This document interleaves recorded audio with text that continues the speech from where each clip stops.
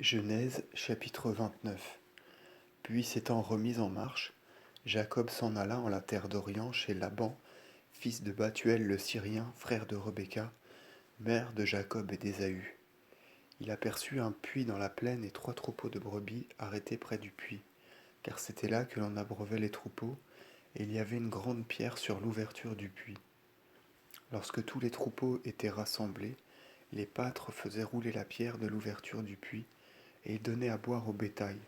Puis ils remettaient la pierre à sa place au-dessus du puits. Et Jacob dit, Frères, d'où êtes-vous? Nous sommes, répondirent-ils, d'Haran. Il ajouta, Connaissez-vous Laban, petit-fils de Nachor? Ils dirent, Nous le connaissons. Et il leur dit, Se porte-t-il bien? Et ils répondirent, Il se porte bien.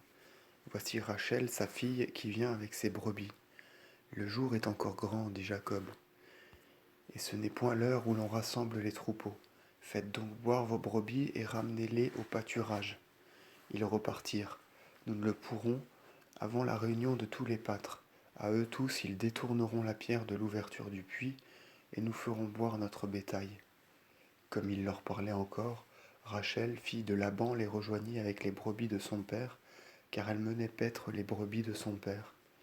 Et lorsque Jacob vit Rachel, fille de Laban, frère de sa mère, et les brebis de Laban, frère de sa mère,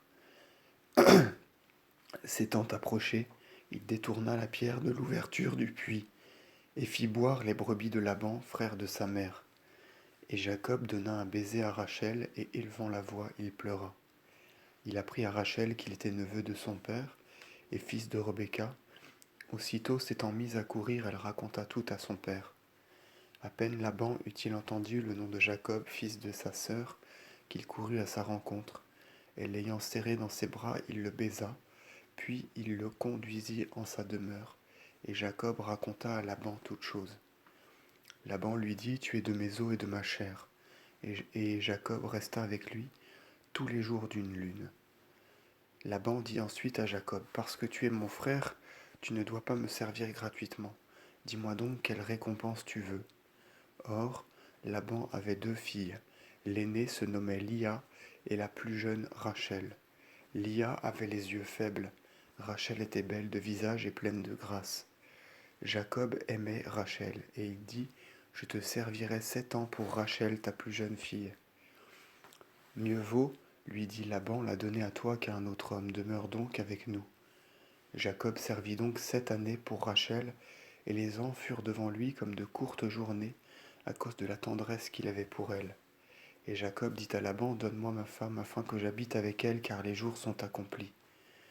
Laban réunit tous les hommes du lieu, et il célébra les noces. Mais le soir venu, il prit sa fille Lia et l'introduisit auprès de Jacob, qui s'approcha d'elle. Or Laban donna à sa fille Lia pour servante Zelpha qui lui appartenait. Lorsque le matin parut, Jacob reconnut Lia, et il dit à Laban, Pourquoi m'as-tu fait cela?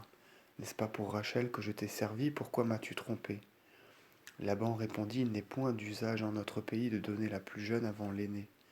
Achève la semaine de celle-ci, et je te donnerai encore l'autre, pour prix des travaux que tu feras ensuite pour moi pendant 7 autres années. Et Jacob fit ainsi. Il acheva la semaine de Lia, et Laban lui donna pour femme sa fille Rachel. Laban donna à sa fille pour servante Bala, qui lui appartenait. Et Jacob s'approcha de Rachel, il la chérit plus que Lia, et il servit pour elle 7 autres années.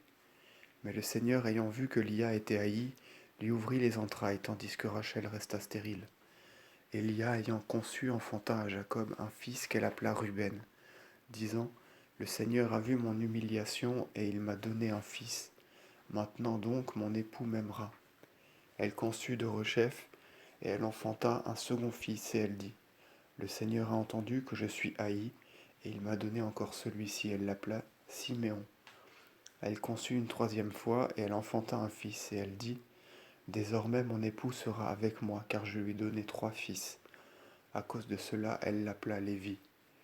Et, ayant encore conçu, elle enfanta un fils, et elle dit, Maintenant encore en ceci je louerai le Seigneur. C'est pourquoi elle donna à l'enfant le nom de Juda. Puis elle cessa d'enfanter.